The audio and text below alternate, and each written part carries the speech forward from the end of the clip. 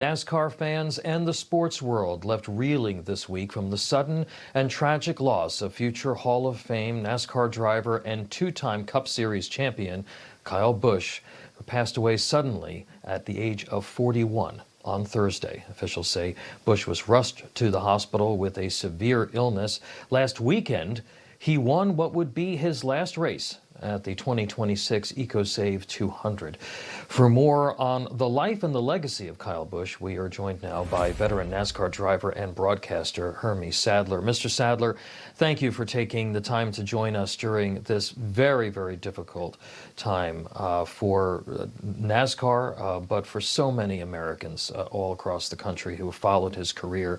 You were already on the circuit for a number of years when Busch started coming up. When did you know, watching him, that he was going to be a real force in the sport? Well, good morning, Tom, and thank you for having me. And I think, like most other people inside the NASCAR world will tell you, very early on, I mean, he came in, he was, what you have to be in NASCAR to be as successful as Kyle was to, you had to be able to be good on different types of racetracks, and you had to be, ovals, short tracks, 1.5 mile medium sized tracks, road courses, super speedways. And he picked up on it so fast. He was so diverse, and he was brash. He was unapologetic. He was a sore loser, which made him a great champion. And I'm honored and privileged to be able to have raced against him, to have covered him all these years as a member of the media, and to see his transformation through the years, not necessarily on the track, but more so off the track, to becoming a great husband and dad. Just an unbelievable void he's left us in the NASCAR world. Yeah, Mr. Sadler, talk to us about him as a person. You talked about him as a competitor, but what was he like off the track?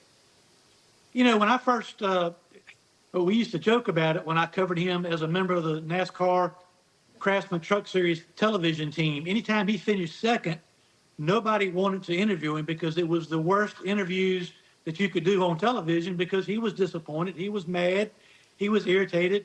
But once he had kids, his son Brexton is 11 now and is a great little racer in his own right. I think Kyle started to see, when he was doing these interviews, hey, my son is watching, and I'm setting an example for him, not only on the track, but off the track. And I saw him to really start to transform into just a wonderful dad who loved and cared for his wife, Samantha, and his kids.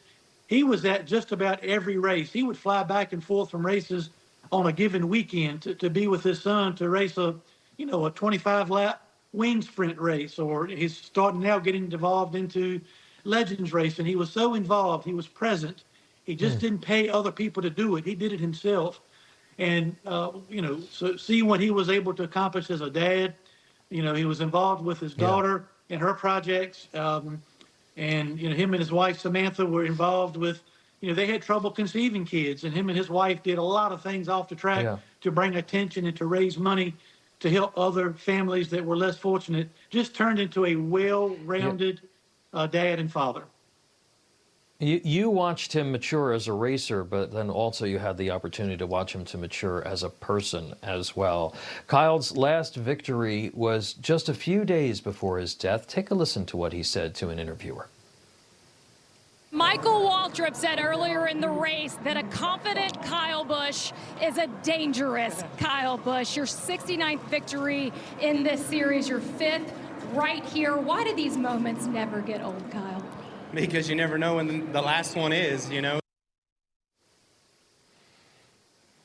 Your thoughts on what ultimately became an oddly prescient statement on his behalf there, and who knows if he knew that there was something wrong, even at that moment. Yeah, I've had probably 200 text messages playing that clip to me since Thursday morning, and it's certainly like he it appears he knew something, but it's hard to say. But that goes to show you how quickly things can change, and me and my family just want to send out our heartfelt condolences to Samantha and his kids. Also, his brother Kurt, a Hall of Famer in his own right.